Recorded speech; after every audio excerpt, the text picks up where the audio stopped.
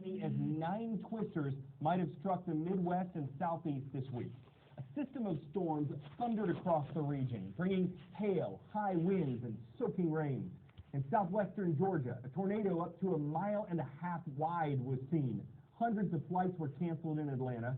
Quarter-sized hail was reported in Alabama and Kentucky, and flooding was seen throughout Columbia, South Carolina. As the storms barreled through, several states were given tornado watches or warnings. Is that the same thing? When severe weather strikes, one of the most common questions we get, what's the difference between a watch and a warning? Well, just for comparison's sake, let's take this stoplight. Green light, yellow light, red light. Sometimes the National Weather Service will issue a hazardous weather outlook, an advisory. Treat this as a green light. Know that the possibility of rough weather is there, but go about your day as you would. Just stay alert.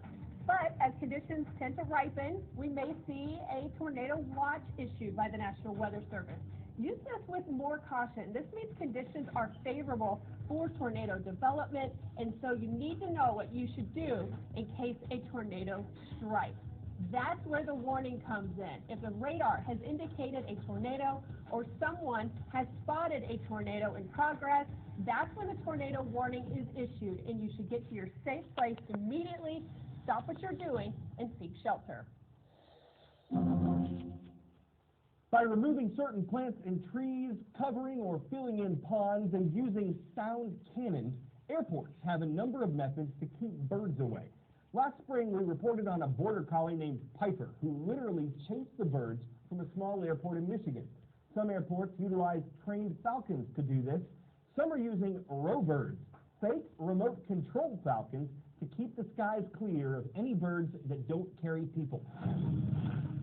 The RoBirds are basically robotic birds of prey. They look like and fly like real falcons, and we use them to chase away other birds from areas like airports. Birds and aircraft go badly together. Birds can cause problems in many areas, like the agricultural industry, the oil and gas industry. They are basically a drone, but not your everyday drone. The RoBirds mimic the flight envelope of an actual bird. We had to create a flight computer that was capable of thinking like a bird. The typical traditional scarecrow in an agricultural field. It's actually been proven that these static measures eventually attract birds. An average collision between a bird and an aircraft costs $200,000. So even being able to prevent several of them during a year means that you are saving the aviation industry at one location millions of dollars.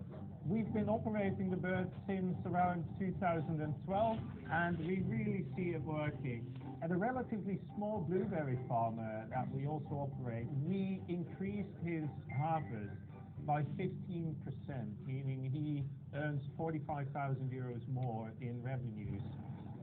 We're battling nature with nature, and we know that that works.